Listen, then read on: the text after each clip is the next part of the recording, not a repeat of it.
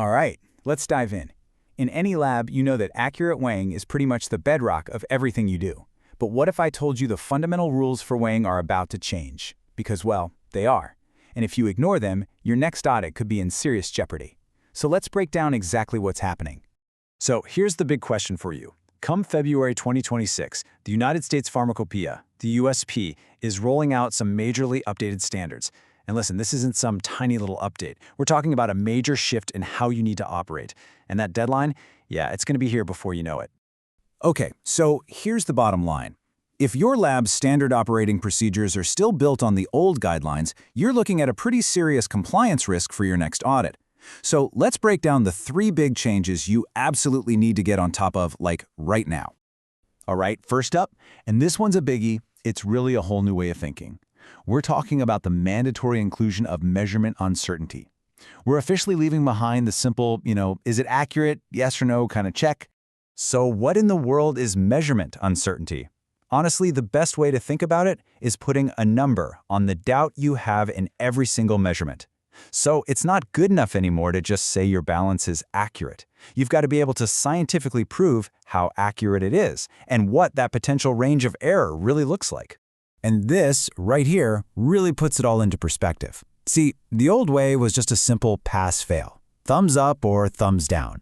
But now, you need an actual number for that doubt. And this is super important, it has to be traceable all the way back to international SI units. What does that mean for you? It means your calibration certificates have to show this much deeper level of detail. Okay, on to the second big change. And this one ties right into that whole idea of data integrity. We're talking about the new requirement for something called as-found and as-left calibration records. And let's be clear, this is not a suggestion. This is a direct mandate from the new chapter. So anytime you service a balance, or heck, even just move it across the room, you've got to do this. The whole point is to create this perfect, unbroken data trail. No gaps, no questions. So how does this actually work in practice? It's pretty straightforward. Before a technician even lays a finger on that balance for service, you run an as-found test. You're basically getting a snapshot of its performance before anything changes. Then, after the service is done, you perform the as-left test. You see, it creates a complete story of that balance's life. No gaps, no questions for an auditor to poke holes in. All right, change number 3. This one's all about moving away from that old, rigid, one-size-fits-all schedule to something a lot smarter. We're talking about risk-based checks. So you can't just say, oh, we check our balances on the first of the month. Those days are over. Now you have to figure out how often you're going to run your checks. Like repeatability and sensitivity tests, and you have to justify that schedule based on a formal risk assessment of how that balance is actually being used in your lab. Let's make this real with an example. So, let's say you're weighing a critical API for a drug that's going into a final product. The risk there? It's super high, right? So a daily check makes perfect sense. But what about something like a non-critical buffer solution? The risk is way lower, so maybe a weekly or even monthly check is totally fine. The key thing here is that you get to decide. But, and this is a big but, you have to be able to stand behind that decision with a documented risk assessment. Okay, so we've got these big new ideas down. Now let's get into the nitty-gritty, the actual math that proves your balance is doing its job. Now the core formula for repeatability isn't new, but understanding it inside and out is more critical than ever. And here it is. It's 2 times the standard deviation of your test weighs divided by the nominal value, that's your target weight, and that whole thing has to be less than or equal to 1/10%. That's it. That's your pass-fail. So let's quickly unpack that. SD, that's just your standard deviation from your series of test weights.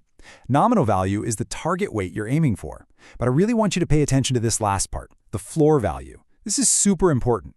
See, if your balance is incredibly stable, your standard deviation might be basically 0. But you can't just plug 0 into the formula. The USP says, nope, you have to use a minimum value, and that value is 0.41 times D, where D is just the readability of your scale. This just makes sure there's always a realistic floor for performance. It's a smart little safety net. Okay, so we've covered measurement uncertainty, the whole as-found, as-left thing, and risk-based checks. That's a lot, right? The big question is, what do you do now? How do you actually get this stuff done? Let's boil it all down into a simple action plan. Okay, here's your checklist, your key takeaways to get your lab ready. First things first, pull out all of your weighing SOPs. They need a refresh to reflect all these new rules. Second, you need to implement a formal, documented risk assessment process, not just in your head, on paper. Third, get on the phone with your calibration provider. Make sure their certificates are going to be compliant and include measurement uncertainty. And finally, you've got to bake that as-found and as-left testing right into your service protocols. Make it automatic. You know, when you step back and look at it, this 2026 update is really all about a full lifecycle approach to your equipment. It's all about rock-solid data integrity and applying actual scientific reasoning to your everyday processes. Look, don't wait for an auditor to be the one asking these tough questions. Take a hard look at your lab's processes today and ask yourself that one simple question. Are we really ready for this?